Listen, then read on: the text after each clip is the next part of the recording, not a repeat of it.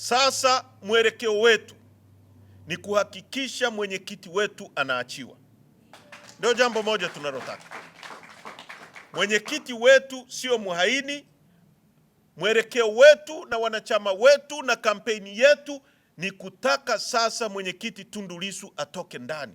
Mwaka mmoja ni mwaka mrefu sana. Hapa duniani ni Mungu anatuweka hapa na yeye ndiye anayetupa siku za kuishi hapa. Mtu mmoja akikanyaga hata lisali moja la kwako hawezi kukurudishia hilo lisaa. Achilia mbali siku.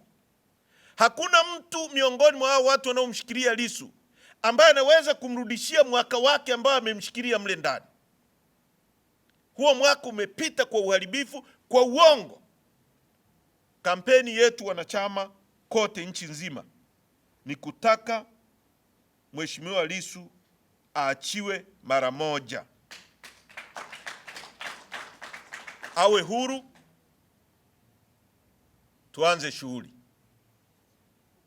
tuanze shughuli yetu.